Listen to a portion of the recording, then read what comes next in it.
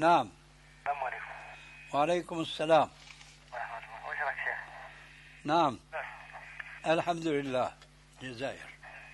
اسمعني فيها مليح من الجزائر. أنا أعرف أن الجزائر.